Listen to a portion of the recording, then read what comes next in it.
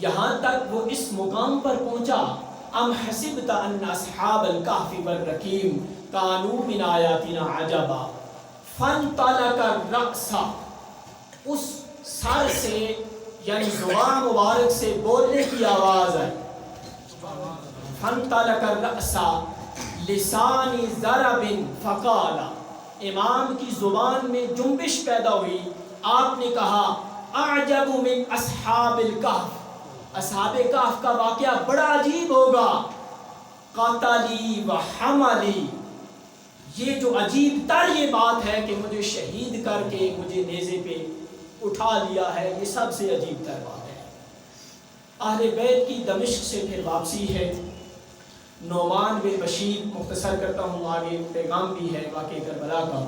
نعمان بن بشیر کا حسن سلوک، یہ وہ نعمان بن بشیر ہے جو شروع میں نے آپ کو عرض کی تھی کہ یہ سب سے پہلے کوفہ کے گورنر تھے، جو ان کو معزول کر کے ابن زیاد کو لگایا گیا تھا۔ یہ اہل بیت کے چاہنے والے تھے۔ نعمان بن بشیر بڑی عزت احترام اہل بیت سے کرتے تھے، اچھا سلوک کیا، اور امام زین العابدین کے ساتھ نعمان بن بشیر کو دمشق سے مدینہ کی طرف اس قافلے میں روانہ کر دیا گیا۔ جب وہ قافلہ لٹا پٹا اس بے سر و سامانی کی عالم میں مدینہ میں پہنچا، تو آپ مجھے بتائیں، ذرا تصور کریں کہ مدینہ کے لوگوں کا کیا حال ہوگا جب ان لوگوں کو خبر ہوئی کہ قافلہ واپس پلٹ رہا ہے۔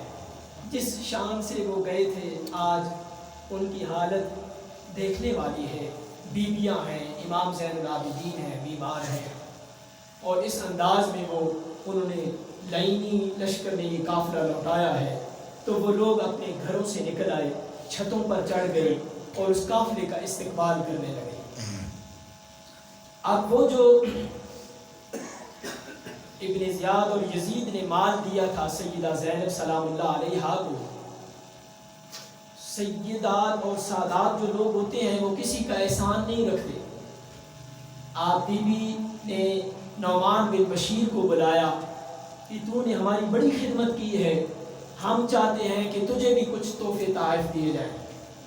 آپ نے وہ جو مال تھا وہ پیش کیا، لیکن نعمان بن بشیر چونکہ محبت اہل بیت سے لبریز تھے، انہوں نے کہا کہ اللہ رب العزت کی عزت کی قسم، میں نے یہ مال اور دولت کے لیے نہیں کیا، مجھے تو صرف اہل بیت سے محبت تھی، اسی بنیاد پر میں نے آپ سے حسن سلوک کیا ہے، مال دینے سے انکار کر دیا۔ تو سامعین محترم، اب یزید کا ظلم ابھی ختم نہیں ہوا، یہ بدبخت اس میں فرعونیت اور قارونیت مزید بڑھ گئی۔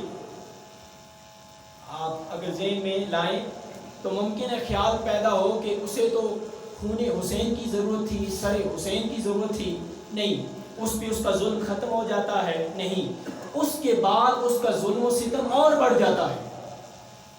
وہ میں آپ کے سامنے پیش کرتا ہوں۔ ہوتا یوں ہے، اصل میں یہ ہے کہ کچھ لوگ ابھی بھی یزید کو، لعین کو جنتی قرار دیتے ہیں، کچھ لوگ امیر المومنین بھی کہتے ہیں، اور کچھ لوگ اس لعین کے ساتھ رضی اللہ عنہ بھی لکھتے ہیں۔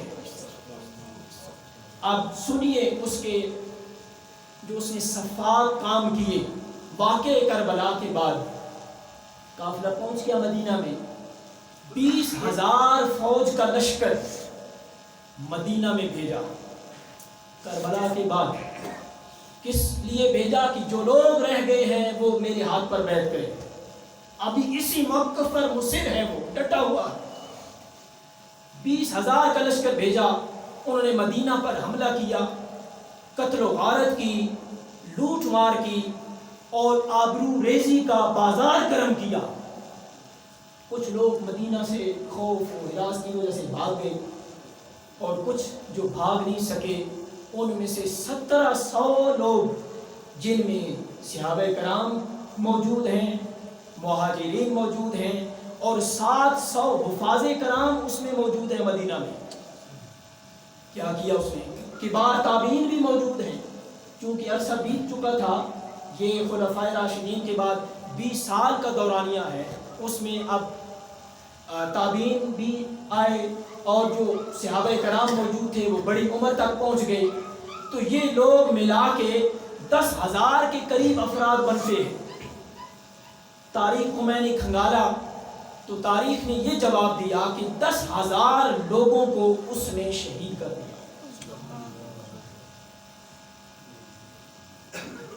ظلم کی انتہا ہے۔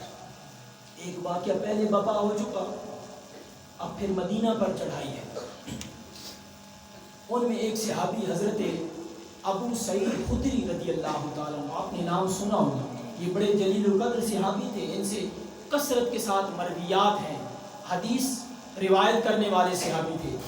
اب وہ اس وقت اپنی عمر کے آخری مرحلے میں داخل ہو چکے تھے، آپ کی داڑھی مبارک سفید ہو چکی تھی اور آنکھوں سے بینائی ختم ہو گئی تھی، نابینا ہو گئے تھے، تو مسجد نبوی میں نماز کے لیے آ رہے تھے، تو ان یزیدی کارندوں نے جب دیکھا تو پکڑ کر پوچھا کہ تم کون ہو؟